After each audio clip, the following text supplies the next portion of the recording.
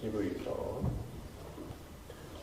새벽 기도는 오늘까지 하고 당분간 쉬겠습니다. 문을 닫을 테니까 집에서 기도를 하세요. 자, 2장, 히브리서 2장 1절부터 4절까지. 그러므로 우리는 들은 것에 더욱 유념하므로 우리가 흘러 떠내려가지 않도록 함이 마땅하니라. 천사들을 통하여 하신 말씀이 견고하게 되어 모든 범죄함과 순종하지 아니함이 공정한 보응을 받았거든. 우리가 이같이 큰 구원을 등한히 여기면 어찌 그 보응을 피하리요. 이 구원은 처음에 주로 말씀하신 바요 들은 자들이 우리에게 확증한 바니 하나님도 표적들과 기사들과 여러 가지 능력과 및 자기의 뜻을 따라 성령이 나누어 주신 것으로서 그들과 함께 증언하셨느니라. 히브리서는 유대인들 중에 기독교로 개종한 사람들이죠. 이방인들 중에 예수를 믿은 사람들 말고 히브리 사람 중에 유대인들 중에 이제 기독교로 개종한 사람들. 그러니까 요즘 이슬람교를 믿다가 만약에 기독교로 개종하면은 엄청난 핍박을 받죠. 식구들이 아주 호적에서 파버리고 심지어는 장사도 못하게 하고 생업의 현장에서도 완전히 쫓겨나게 돼요. 그리고 근데 더 문제는 이슬람 안에서 배웠던 교리나 신학이 그들의 그 기독교 신학과 교리를 정립하는데 자꾸 방해를 한다는 거죠. 그게 더 큰 문제예요. 그래서 기독교로 개종을 한 이후에도 이들은 굉장한 혼란 속에서 살게 되죠. 당시 유대인들이 그랬어요. 예수를 믿게 된 유대인들이. 왜냐하면 수천 년 동안 그 유대교 안에 젖어 있던 사람들이 예수를 믿는다는 것 자체가 그건 기적이죠. 정말 경천동자 일인 거죠. 그거는요. 그러니까 하나님이 민속 메시아 사상에서 말하는 그런 강력한 메시아를 보내서 유대인들만을 위한 지상의 그런 메시아 왕국을 회복하는 게 그들이 기다리고 믿었던 바인데, 그들 자신의 그런 어떤 그 민족의 선민 사상부터 부수고 들어가서 오직 예수의 은혜가 아니면 그들이 수천 년간 행했던 모든 행위가 다 헛것이라는 이런 것들을 믿고 받아들이는 거란 말이죠. 근데 그 인간들은요, 그런 것을 정말 성령의 도움이 아니면 수긍하고 인정할 수가 없는 존재예요. 인간의 자존심은 절대로 그런 걸 받아들일 수가 없어요. 그런데 유대인들 중에 굉장히 많은 이들이 예수를 믿었죠. 그래서 야고보가 그 예루살렘 촌회의 그 담당자였을 때 그런 이야기 하잖아요. 여기도 몇만 명 있다. 그렇게 많이 예수를 믿었단 말이죠. 예루살렘에만 몇 명이 될 정도로. 근데 그들을 괴롭힌 게 뭐였냐면은 그들이 수천 년간 숭앙하던 율법주의였어요. 그러니까 율법을 지키지 않으면 이게 찜찜한 거예요. 그동안에 뭐 하루에 2번씩 아침 저녁으로 제사 드렸죠. 그리고 절기 때마다 제사 드리죠. 거기다가 무슨 여자들은 한 달에 한 번씩 또 부정을 해소하기 위해 또 가서 비둘기 잡아야 돼. 그러니까 예루살렘은 피냄새가 그치질 않았어요. 그러니까 하나님께서 그렇게 계속 아침부터 저녁까지 상번제도 드리게 하고 하여튼 매일같이 그런 제사를 드리게 한 건 니들은 예수의 피가 아니면 도저히 살아날 수 없는 존재다라는 걸 잊지 말라는 의미에서 아침부터 밤까지 하여튼 계속 피냄새를 맡게 한 거예요. 그거 아주 굉장히 그 혐오스러운 그런 현상이었는데도 불구하고 하나님은 시켰어요. 매일같이 정말 그 엄청난 수의 짐승들이 죽임을 당하는 거예요. 그 죽음 속엔 예수의 죽음이 들어가 있던 거죠. 그럼에도 불구하고 그들은 그 행위가 자기들을 의롭게 해준다고 굳게 믿었기 때문에 그 아내들은 이제 예수를 보지 못한 거죠. 그러니까 그들이 예수를 믿게 되자 유대교에서 거짓 선지자들, 거짓 교사들을 파송을 했어요. 왜냐면은 목숨을 보니까 사람들은 뭐 자식들을 보는 앞에서 기름에 튀겨도 예수를 부인 안 하고 그럼 뭐 어떻게 하겠어요? 그 헛된 거짓된 교리들을 이제 교회 안에 직접 전파하는 거죠. 그래서 거짓 교사들이 들어가서 한 일이 뭐냐면 특히 이제 갈라디아 교회 같은 데 보면 갈라디안식 신앙이라고 하는데 하나님의 은혜에다가 율법 행위를 살짝 얹는 거예요. 보태는 거예요. 그러면은 그래 나 예수 믿어. 예수 믿는데 근데도 이런 기특한 행위까지 한단다가 되는 거죠. 그러면은 그 굉장히 잘하는 것 같잖아요. 예수 믿고 거기다가 내 행위까지도 이렇게 성숙시켜가는 그러한 삶을 사는 게 얼마나 기특해 보이고 괜찮아 보여요. 근데 사도 바울은 단호하게 그건 다른 복음이다. 그리고 저주를 받을 것이다. 라고 이야기를 합니다.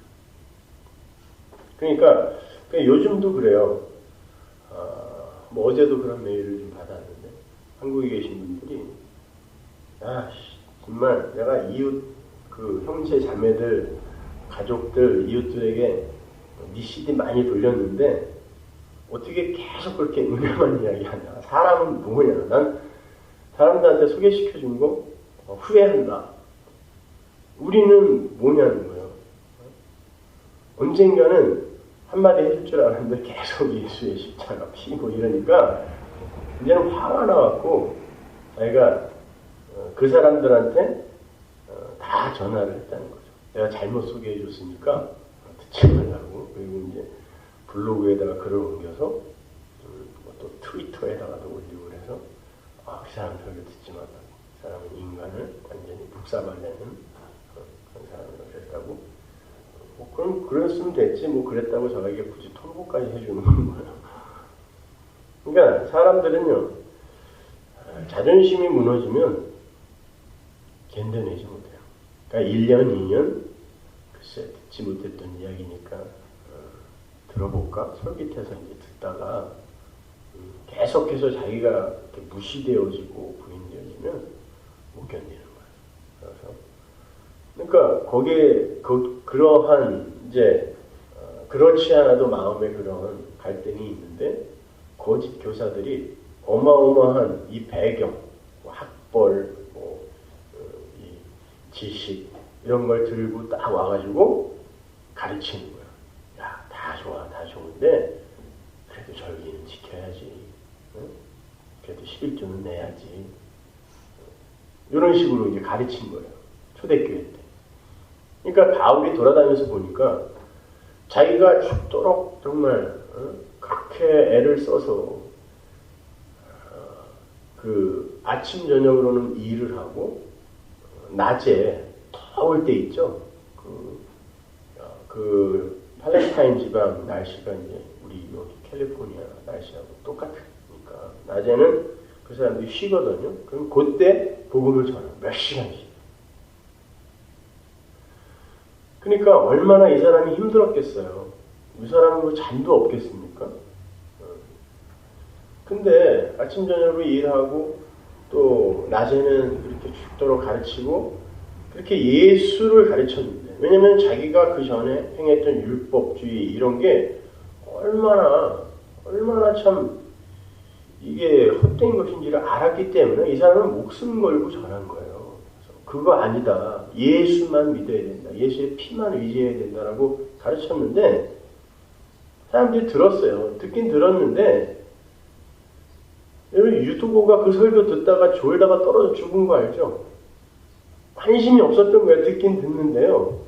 그 또 우리랑 똑같은 사람들이 있는데 어쩌면 이렇게 그냥 주구장창 좋은지 관심이 없는 거예요. 그러니까 다른 거에 관심 있는 거죠.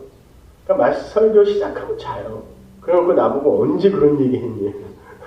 너 그때 잤잖아. 내가 그 말을 참아 못하고 아니 여러 번 했는데 이렇게 그냥 얼굴물이고 말인데 잔 거죠. 그러니까 근데 사도 바울이 딴 데로 복음을 전하러 떠나고 엉뚱한 놈들이 이제 들어온 거예요. 들어와서 야 그거 아니야. 예수 믿어. 그래 십자가 피 믿자. 어? 믿는데 거기에 인간의 공로도 포함이 되는 거예요. 신인 협력설을 만들어내는 거죠. 그래서 그게 오늘날 로만 캐톨릭이에요. 그 초대교회 때 있었던 거짓 선지자들의 그 신학이 오늘날 로만 캐톨릭이 그대로 흐르는 거죠. 그래서 이제 사람들의 어떤 공력 그걸 또 나누어 줄 수도 있고 성자라고 성인으로 추대된 사람들의 공력은 더 커요. 세요. 그래서 그 사람들에게도 이 사람들은 예배를 하는 거예요. 사실은요. 그래서 뭐 유럽에 있는 성당들을 가보면 성인으로 추대된 세인트들이 저게 쫙 귀신 같아요. 저는 아주 그거 보면은 저게 절에 있는 그 육자 대명왕 뭐 이런 것들과 뭐가 다른가. 뭐 눈도 아주 그냥 부지부지하게 다 이렇게 해놔가지고 다 잘생겼어요. 또 그건 우상 섬기는 거예요, 여러분. 구원에 인간의 이 구속사에 인간이 들어갈 틈은 면독할 만한 틈도 없어요. 그럼에도 불구하고 그렇게 가르치는 거죠. 그러니까 지금 이 히브리서 기자가 1장 1절부터 아들에 대해서 쭉 설명해 가죠. 아들. 그 구약의 그 모든 선지자로 말씀하신 게 다 아들에 관한 거였다라고 하면서 2장에서 그러는 거예요. 그러므로 우리는 들은 것에 더욱 유념함으로 우리가 흘러 떠내려가지 않도록 함이 마땅합니다. 절대 떠내려가면 안 된다. 아니 사도 바울이 그렇게 죽도록 고생해서 가르쳐 놓고 잠깐 떠났더니 그 위에다가 양념 살짝 보태서 그 거짓 선지자들이 얘기했더니 전부 넘어갔죠, 글로. 그러니까 사도 바울이 편지 쓰잖아요. 내가 눈물을 흘리면 너희에게 편지 쓴다. 눈물을 흘리면. 어떻게 그럴 수 있니? 너희들 나와 있을 때 다 알아듣는 척 했잖아. 근데 내가 떠난 지 얼마 됐다고 금방 다른 복음에 넘어가니. 내가 이야기할 땐 그렇게 투정 부리고 그렇게 졸고 하더니 어떻게 너희는 다른 복음을 그렇게 쉽게 받아들이느냐. 내가 눈물을 흘리면 너희에게 편지 쓴다. 이 히브리서 기자 마찬가지예요. 흘러 떠내려가지 않도록 함이 마땅합니다. 계시록에 보면 뱀이 용이 물을 흘려버리죠. 그죠? 물을 흘려서 하나님의 백성들을 떠내려가게 한다. 그런 장면이 나와요. 그 물이 뭐냐면 그 저주의 홍수처럼 사람들을 멸망시킬 가짜 복음이죠. 용의 입에서 나오는 거니까. 그러니까 그 용의 입에서 나오는 게 뭐냐면 인간들의 자존심을 챙겨주는 계시록은 전체가 다 바벨론과 하나님의 도성이 싸우는 형국이잖아요. 그러니까 바벨론이 뭐냐면 인간의 힘, 인간의 가능성, 지혜 뭐 이런 것들을 부추겨주는 것이 바벨론이에요. 다른 거 아니에요. 그러니까 그거가 지금 그 하나님의 도성, 하나님의 은혜로만 완성이 되는 도성이 지금 이렇게 대조되어지는 게 계시록인데, 그럼 용이 입에서 물을 뿜어 성도들을 죽여 물에 빠뜨려 죽이려고 하는 건 뭐겠냐고. 인간들의 자존심을 챙겨주는 거예요. 그리고 니들끼리 하나 되어서 사회를 개혁하고 정화해서 깨끗하게 한번 살아봐 그러는 거죠. 그래서 깨끗해진다. 사람은요, 누구를 위해서, 다른 일을 위해서 자기를 버릴 수 있는 존재가 아니에요. 기자 선배가 오적이나 뭐 이런 걸로 쫓기면서, 그러면서도 계속 글을 썼어요. 그래갖고, 그때 당시에 학생도 하는 아이들이 거기에 늘 이렇게 격려와 독려를 받아서 싸우고 민주화와 또 평등을 위해서 싸웠잖아요. 영웅이었죠 그때. 지금 완전히 맛이 갔지만 영웅이었어요. 근데 그러면서 그 사람은 4명의 여자를 만나서 4명의 여자를 임신시켰고 4명의 여자에게서 다 낙태를 시켰어요. 그러면 그 본인이 이제 고해성사한 거니까 말씀을 드리는 거예요. 다 자기가 밝힌 거예요. 그러면 도대체 그 사람은 그러면 그 여자들은 뭐냐고요? 민중 속에 안 들어가 있는 사람들입니까? 그 사람들은? 사람은요, 다른 존재를 위해 살 수 없는 존재입니다. 그렇게 해서 내 자존심을 챙길 수는 있어요. 사람은 그걸 위해서는 목숨도 버려요. 그러나 결국 그건 나를 위한 거예요. 자기가 목숨을 버렸다 할지라도 그건 민중을 위해, 국가를 위해 목숨을 버린 게 아니라 사실은 나를 위해 목숨까지도 버린 거예요. 그게 악이에요. 하나님은 그걸 치시는 분이에요. 그래서 하나님은 하나님의 백성들에게 내려오셔서 아버지로 내려오십니다. 그러니까 아버지와 아들이라는 건 우리가 지금 아버지와 아들이라는 관계 요걸 알고 있으니까 사람이 그래서 하나님 아버지와 아들 예수라고 이렇게 표현을 하는 거지 그냥 이런 식의 아버지와 아들 아니에요. 여러분 그렇게 생각하지 마세요. 하나님 아버지와 그러면 거기서 바로 위계가 생기죠. 하나님은 위계가 없어요. 그러니까 우리가 지금 아버지와 아들이라고 하는 그 관계를 알고 있으니까 뭐 그 안에 흐르는 사랑이나 아니면 뭐 아낌이나 뭐 이런 것들을 예로 들어 설명하기 위해 아버지, 아들 뭐 이렇게 하는 거지 그런 식의 이런 관계가 아니란 말이에요. 그렇게 이제 아버지가 되셔서 우리에게 내려오시는데 내려오셔서 뭘 하시냐면 잠언에 나오죠. 자식에게 매를 대지 않는 자는 자식을 미워하는 자라 그러죠. 요즘 교육학에 아버지라고 하는 그런 사람들 그 교육 방법이 미국에서도 지금 쓰이고 있고 그리고 전 세계가 지금 다 거기에 광분하고 있는데 사랑으로 해야 된다, 사랑으로 해야 된다. 애들 때리면 안 된다고 해서 요즘은 선생님들이 애 체벌하면은 잡혀가죠 요새는. 그것도 또 애들이 요즘은 또 동영상으로 찍어서 바로바로 인터넷에 올리기 때문에 하여튼 패면은 그냥 끝나는 거예요. 근데 그도 그럴 것이 우리 학교 다닐 때는 진짜 지 부부싸움하고 와서 괜히 우리를 때리고 그런 인간들이 하도 많았기 때문에 그건 안 되는 거죠. 근데 정당하게 체벌을 하는 선생님들이 마치 무슨 조직폭력배 취급을 받는 이런 시대가 된 거예요. 그런데 사람은요, 패지 않으면 안 바뀌어요. 그러니까 성경에 나오는 거예요. 때리지 않는 부모는 자식을 미워하는 거다. 그게 왜 그런 이야기가 나와 있냐면, 그러니까 자식은 그냥 주장창 패라 이런 얘기가 아니라, 우리의 아버지로 내려오시는 그분이 너희를 그렇게 대하실 거야 라는 걸 이야기해 줍니다. 그러니까 잠언이고 뭐고 간에 우리가 이 세상에서 자식들을 어떻게 키워야 된다, 세상을 어떻게 살아야 된다 이런 교훈은 단 한마디도 적혀 있는 거 아니에요. 다 예수와 우리 이야기라고 했잖아요. 그러니까 아버지가 너 패지 않으면 너 그분 아들 아니야 이 이야기거든요. 나중에 이제 히브리서에도 나오잖아요. 그러니까 그 아버지가 내려와서 뭘 하냐면 그러니까 내가 나만을 위해서 살 수 없게 계속 패면서 쫓아온다는 거예요. 이 역사와 인생 내내.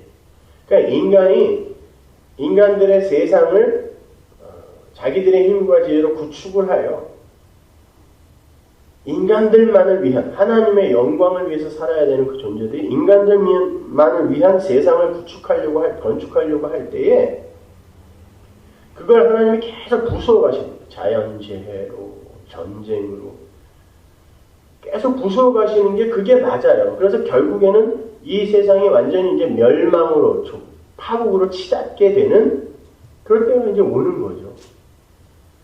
뭐 쓰나미나 이런 걸로 이제 하나님이 잠깐 이렇게 이제 이 인류가 어떻게 하면 멸망할 것인가, 어떻게 쉽게 멸망되어질 것인가를 보여줌에도 불구하고 인간들은 끊임없이 그걸 복구하죠.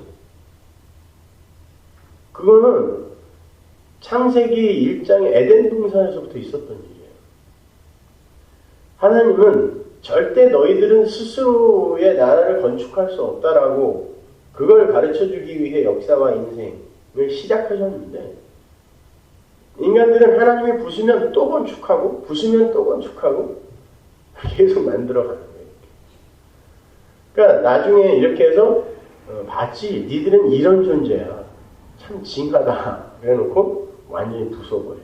그게 이제 계시를 받을 사람들에게 다 이제 계시가 되어지면 그때 부수는 거예요. 간단해요. 이건요. 하나님이 잡고 계신 자연의 법칙을 살짝 놓아버리면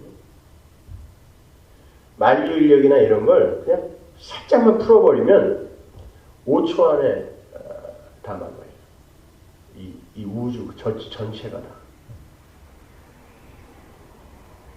근데 모르는 거예요. 아니, 아예 생각을 안 하는 거죠. 어떻게 우리가 무력한 존재며 연약한 존재인지를 여러분 하나님이 그렇게 이 세상을 멸망시키기 위해 창조했다는 건 멸망받아 마땅한 그들의 행위를 계산해서 나중에 뭐 상을 주고 천국을 허락하고 이러겠다는 거 아니에요. 그냥 멸망받아 마땅한 인류와 역사의 현실을 잘 깨달아 알고 예수의 은혜에 잘 붙들어야 돼. 이거 가르쳐 주는 거란 말이야. 딴 거 없어요. 근데도 우리는 그냥 뭐 끝까지 정말 악랄하게 자기만을 위해서 살아요.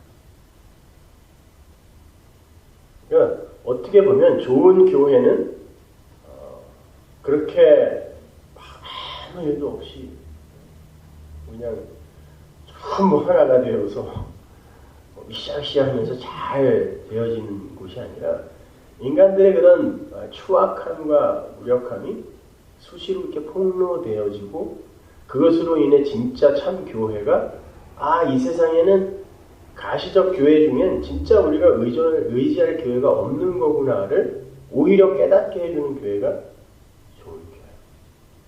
그래서 저는 글쎄 진짜 하나님이 세우신 교회가 이렇게 날로 부흥하며 그렇게 될 수 있을까? 저는 좀 굉장히 의문이죠. 그거는 아마 안 될 거예요.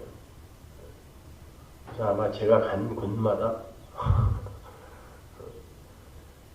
파괴와 흩어짐과 분명히 그런 일이 생길 거라고 저는 믿습니다. 왜냐하면 복음이 올바로 전해지면 그곳에서 반드시 인간들이 살짝 감춰놓은 죄성들이 튀어져 나오게 되어 있어요. 오히려 분열이 생기고 왜냐하면 다 진짜일 수는 없으니까 거기에서 그런 것들이 많이 드러나겠죠. 그때 여러분은 뭐 이래이고 야 복음을 올바로 배운다는 곳에서도 이런 일이 일어날 수가 있어? 이래주고 가시면 안 돼. 왜냐면 복음을 올바로 이해하고 있다고 하는 내 안에서도 똑같이 일어나는 전쟁이잖아. 매일같이. 그런데 어떻게 이 많은 종류의 사람들이 모여있는 곳에서 그런 일이 일어나지 않을 수 있겠습니까? 절대로 여러분 사람에게 뭔가를 기대하시면 안 돼요. 그리고 사람들이 모여있는 교회에 뭔가를 바라지 마세요. 절대 안 돼요. 그건 제가 개런티 해드릴게요. 그냥 나는 예수 안에서 예수와 하나가 되고 또 다른 하나님의 참 교회들이 그 예수와 하나가 되어 그냥 외롭게 저기 하나 여기 하나 저기 하나 자기들끼리 이렇게 눈 쳐다보면서 그래 이게 맞지 하면서 가는 걸 그걸 교회라고 해요. 나머지는 다 그냥 쭉정이라고 생각하십니다. 그렇게 한 발 한 발 가다 보면 그 외로운 이들이 결국 수요일날 공부한 것처럼 모든 풍요를 하늘에서 다 누리게 돼요. 그들을 성도라고 해요. 그러니까 사람들의 그 행위나 사람들의 됨됨이나 그런 것들을 갖고 교회 안에 침투에 들어와서 지금 히브리서 기자가 이야기하는 것처럼 아버지의 아들의 그 피 복음을 흐리는 그런 일, 이런 일들은 반드시 일어날 거고, 그런 인간들의 행위와 이런 것들을 주장하는 이들은 반드시 자기들도 그렇게 못 살면서 하여튼 그러한 가치를 기준으로 정해놓고서 다른 이들을 공격하고 판단하고 참 말이 많게 되어 있어요. 하여튼 말이 많게 되어 있어요. 그러니까 여러분은 그런 데에 속으시면 안 돼요. 시기하고 질투하고 하는 그런 모습. 그러니까 여러분 신앙생활 속에서 일단 내 안에서 일어나는 그러한 추악하고 더러운 인간의 본질, 그런 것들을 확실히 보셔야 되고, 또 주변에서 일어나는 그런 것들을 보면서 야, 맞구나. 그러니까 우리는 어서 여기에서 떠나야 되는 거구나. 하나님 먼저 내 이 육적자, 내 몸부터 멸망시켜 주옵소서. 이게 자기 부인이에요. 어서 멸망시켜 주옵소서. 여러분 우리 인간은요, 구원받은 우리조차도 이 몸은 껍데기예요. 내 안에 사는 예수가 생명이지, 그게 생명이라면 이건 껍데기죠. 껍데기는 멸망받아야 되는 거예요. 그러니까 그러한 내가 멸망받아 마땅한 존재인데 계속 이렇게 살아있어야 되니까 그게 아프고 슬퍼서 하나님 앞에 눈물 흘리고 고민하고 하는 그런 이들을 성도라고 하는 거예요. 저는 요즘 그 공황장애가 다시 막 너무 깊어지고 도져가지고 그럴 때마다 그 굉장한 어떤 두려움과 공포, 외로움 이런 것들이 확 밀려오는데, 그거는 뭐 겪어보지 않은 사람은 그게 뭔지 몰라요. 근데 그럴 때마다 야, 어떻게 여기에서 이러한 것에서 인간의 힘으로 이러한 것을 벗어날 수가 있는가?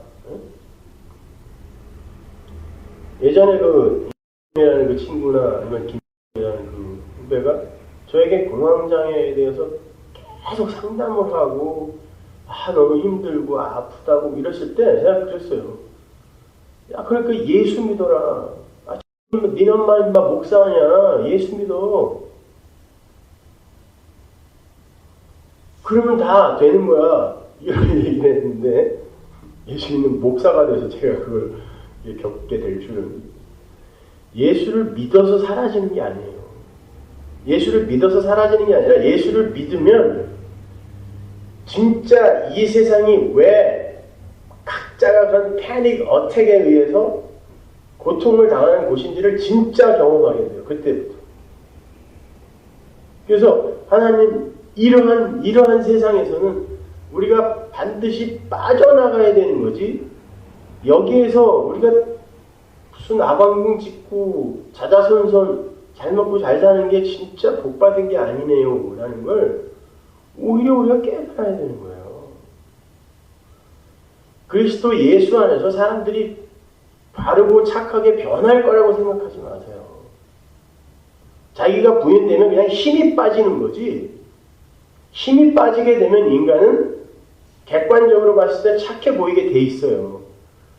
그건 착하게 변한 게 아니라 아니구나 하고 힘이 빠진 거예요. 어느 날 죄를 짓다가도 힘이 쭉 빠져버리면 그것조차도 대면대면해질 때가 있잖아요. 그런 거예요. 우리가 뭘 변하긴요. 그렇게 힘을 빼서 부인을 시켜 가다가 그럼에도 불구하고 내 안에는 끊임없는 욕구가, 욕망이, 정욕이 솟구쳐 올라오죠. 그러니까 야, 나는 파파 할아버지가 되어도 이 사망의 몸에서 벗어날 수 없는 거구나. 그러니 하나님 어서 이 자를 멸망시켜 주옵소서. 이 세상, 그러한 이들이 모여서 구축해 놓은 이 세상은 멸망받아 마땅한 곳입니다. 이리로 가야 되는 거예요.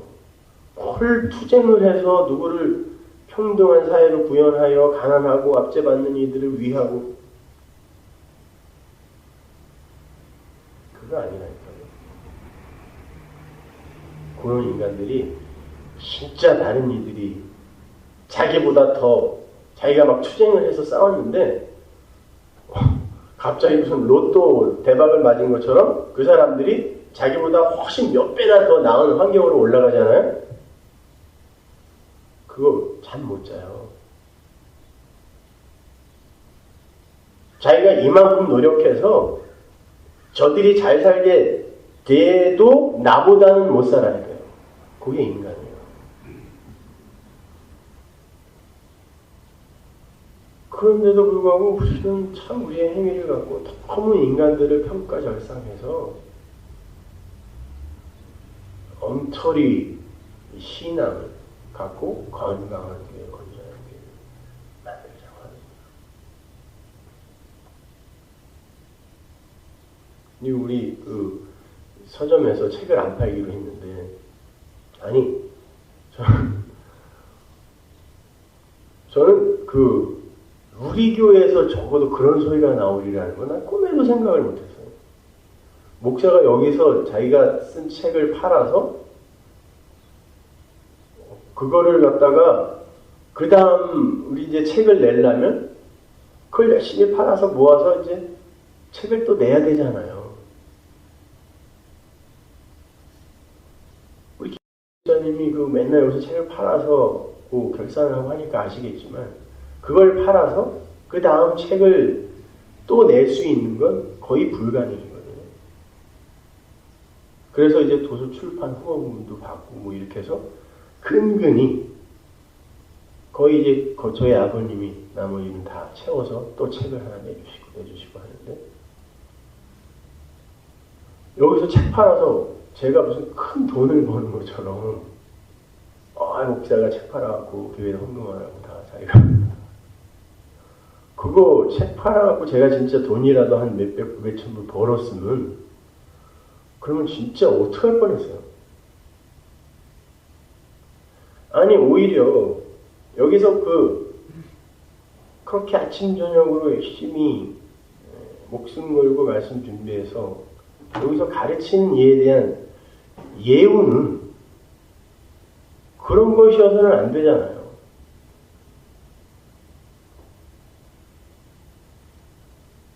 오히려 책이 더 많이 팔려서 우리 목사님이 다음 책을 내는 데 있어서 좀 더 편안하게 또 책을 낼 수 있었으면 좋겠다라고 격려는 못 해줄망정, 야, 왜 교회에서 책을 팔아? 그래서 그러면 안 팔면 되는 거지. 그랬더니 또 안 판다고 지랄을 떨어가지고 그럼 뭐 어떡하라는 얘기예요? 그러니 뭘 말씀을 어디로 듣는 거냐고 이게. 참 도저히 그냥 그 정도 수준밖에 안 되나.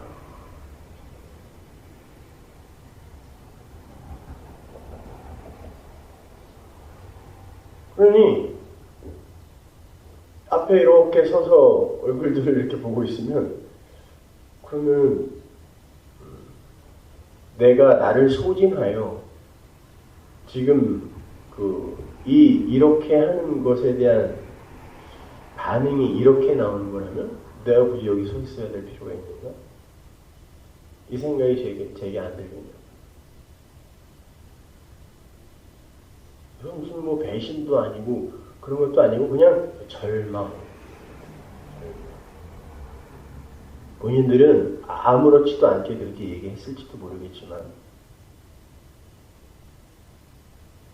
희망을 갖고 하나님이 나에게 맡겨준 일에 대해서 희망을 갖고 더 분투하여 일을 하려면 사람들이 그 속에서 정말 그 복음에 반응하는 모습들을 제가 봐야지 힘이 나는 거예요.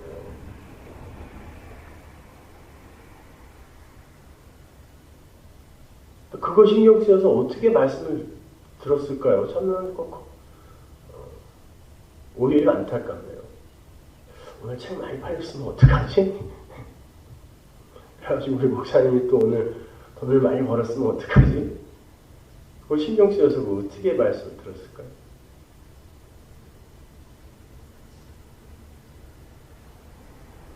여러분, 우리는 그냥 그런 존재예요.